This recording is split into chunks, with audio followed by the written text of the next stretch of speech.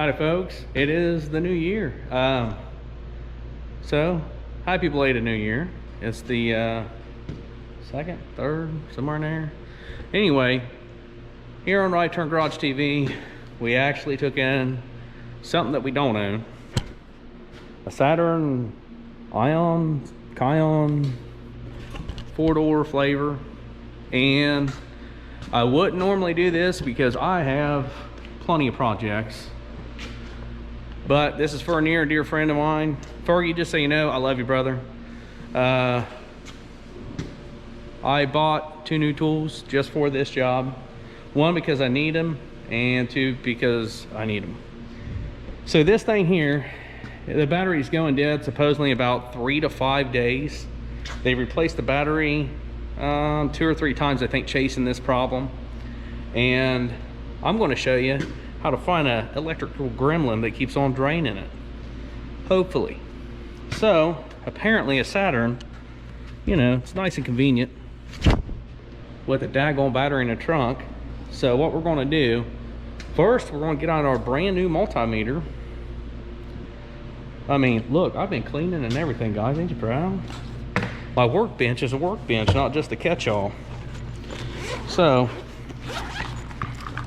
I'm going to get this sucker set up real quick. This is, look at this. This has a fancy case and everything. So, oh yeah, it's brand new. Brand new, by the way. So let me get the gauge set up and I'll show you how we're going to find this draw today on Right Turn Garage TV. Be right back at you. Well, maybe this is going to be a really short episode, but nonetheless, I'm going to go ahead and run you through how to check for an electrical gremlin. Now, as you can see here, we got our scale pulled up, right? Now this is actually in milliamps right now. Now your car, these new ones are going to draw at least something, because you know, you got your computer running, you got your clock running, whatever else, right? So it's going to pull about 50 milliamps.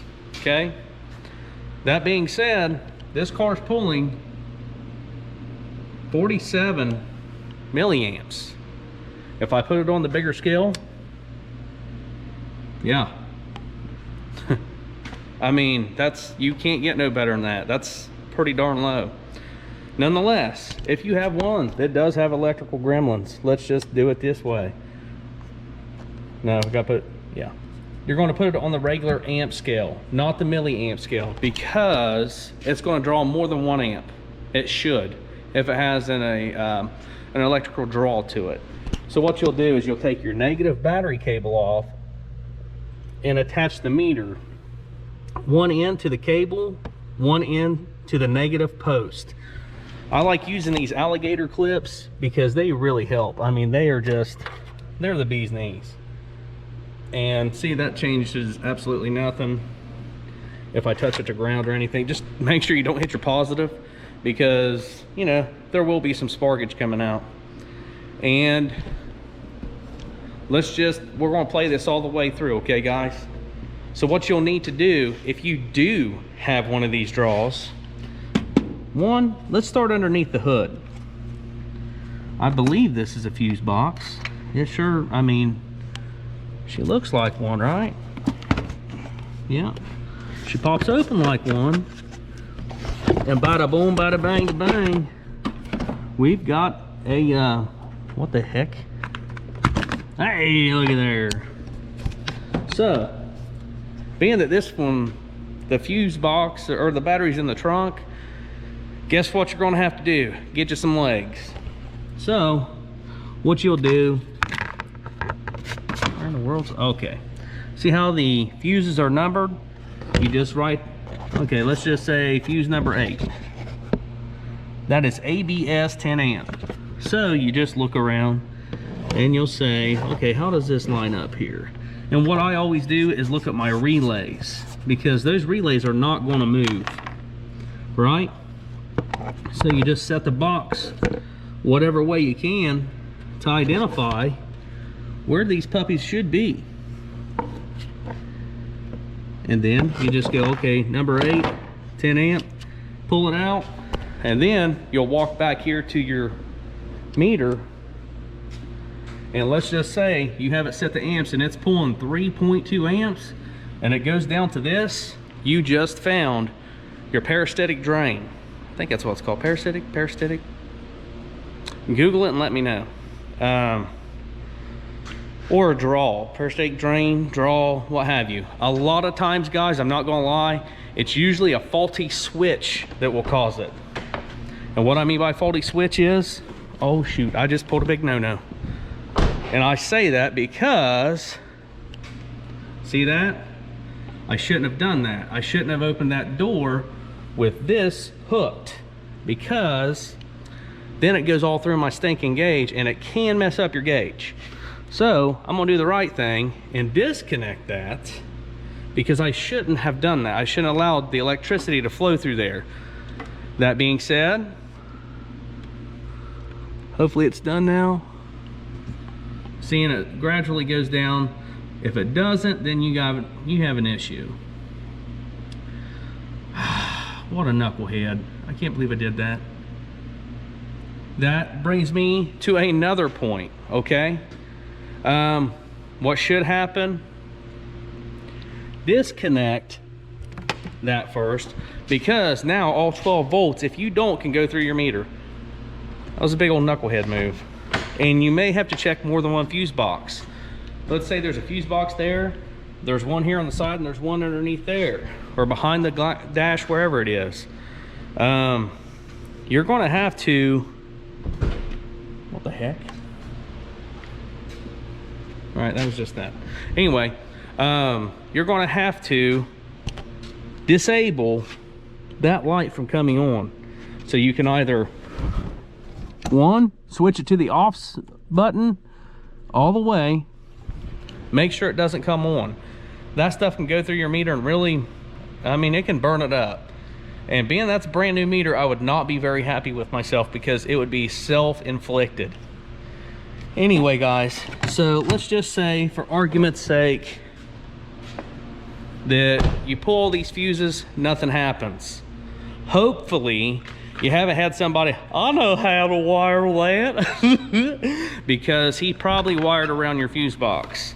But he's probably tapped into something that has a circuit on it, hopefully, and didn't wire just from the battery back there, and then did some sort of magicry, you know, with a relay or what have you. But nonetheless, guys, you're going to need to know absolutely where every fuse box is. If you have a, this is what I was going to show you. This is why I opened this stinking door.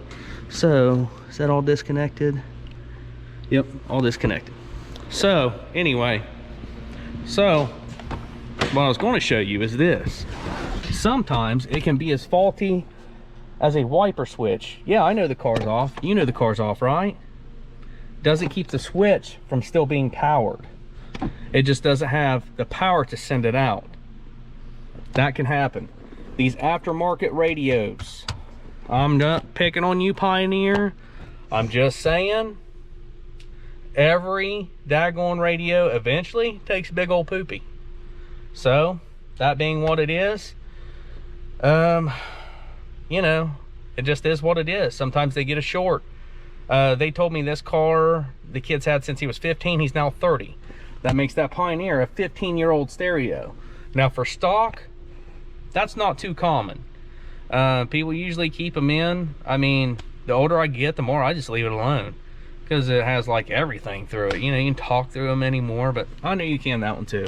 Just saying, I just like the way it looks, and it's already there, and I'm cheap sometimes. So anyway, guys, it can be a heater switch if you don't turn it off. The possibilities are endless for this. I mean, I've seen alternators actually be the problem. Who knew that the current just you know, somehow goes past it or something? I'm not sure. Faulty key switches, key and tumblers, you know, just about anything can cause you a draw. And it's either two wires rubbing over a continuous amount of time. This car has like 160,000. you know, that's a lot of wear and tear on those wires that, you know, if they just sit there and rub for 160,000 miles, even if they have a barrier between them or protective coating, which all of them do, it's going to wear through eventually, right? That's why you always got to secure your wires. You don't want them just flopping around, you know. And Fergie, buddy, I'm sorry. The only thing I'm gonna be able to do for you today is change this belt for this feller. And but you were right, I did make a video. So hopefully this guy, I hope this helps you guys with any kind of electrical gremlin you may find or have. I actually need to find one on the Trans Am, so this might be a part 2 video kind of. And oh shoot, there we go. Anyway, at least we got, you know, a nice meter now. She's a knockoff Luke, you know, because Lukes are expensive. Of course, this one wasn't cheap. Like 90 bucks. What the crap? Most expensive gauge I ever bought. But I was tired of buying these little chintzy things that, you know, obviously. Oh shoot, it's the same brand. Well, I did leave it on a lot, yeah. Yeah, that's my excuse. I left it on a lot. So it was a good one. It was a good one. Anyway, but if you have a drain, disconnect your negative battery post, connect one lead to the negative post, one to your negative cable. Put it on amp. Whatever that reads, that's your draw. This car here, it actually reads perfect. It's 50 milliamp. You can't get better than that. So that's going to conclude this video. I'm gonna put this belt on and call Fergie and tell him the good/bad news. Yep, that's what's going to happen. So thanks for watching, guys. Like I say, this will probably be a part 2 video of me and the old Bandito, and we're going to try to find a draw on it. It might just be a battery in it, I'm not really sure.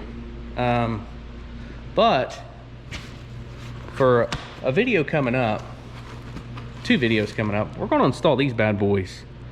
Hopefully they look all right, because they kind of look goofy as heck. But if you guys have ever driven these F-body cars, dude, their headlights are terrible. Terrible. And another thing that we're going to get probably this week.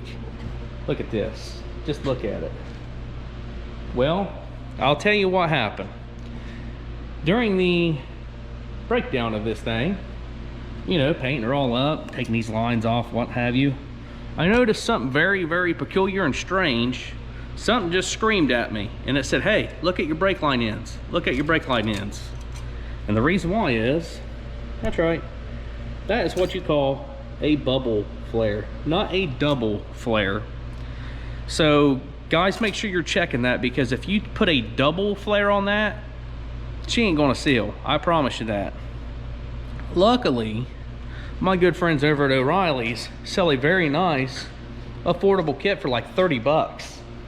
Where the heck is it? Well, there's the tool.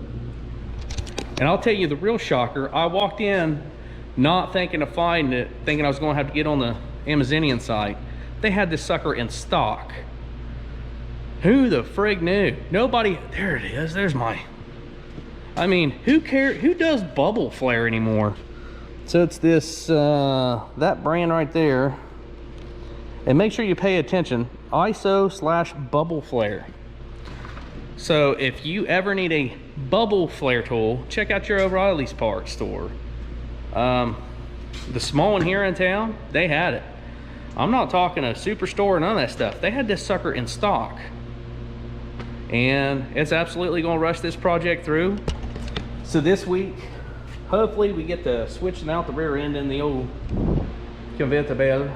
And because I'm really wanting to wrap this sucker up so we can start doing some body work and yada, yada, yada, yada. I'm also gonna do, I think we're gonna replace these seats. I don't know if I mentioned that in the past or not, but these seats gotta go. They're tattered and torn and worn. I don't like them. They're not really comfy. So I think we're gonna go with a cheap Amazonian type seat that's like 300 bucks for the pair. And believe me, there's definitely gonna be a video on it, and I'll let you know the absolute truth on it because nobody endorses me. So, you know, I'm not asking for an endorsement. I'm just saying that right there is the way to tell. If you're getting endorsed by the seats, maybe check a source. Just saying. And but anyway, guys, I'm rambling as usual. Fergie, there's nothing drawing on your car or your girlfriend's son's car. Sorry, buddy, but that's a good thing. It's a good thing. But as always, guys, thanks for watching. Keep tuning in. It'll just get better, promise you. And if you don't mind, is it what? It's right down there somewhere, promise you. The old subscribe button. Hit that button, ring the bell, whatever it is, hit the like. I don't know if there's a dislike button. Don't hit that one. Breaks my heart, I ain't got no friends. So, you know. Anyway, guys, that's the video for now. And I'm not gonna record me putting this belt on because, you know, I ain't gonna lie, we went to the Freights of Harbor. We got this long tool and we're hoping we can get it on in like 20 minutes. Cause she's down there. And I ain't gonna lie, if it wasn't for him being such a good friend, I'd just say, yeah, dude, I ain't got time. But he's like a brother to me, so you gotta take care of family. Again, guys, thanks for watching, and we'll see you next time here on Right Turn Garage TV.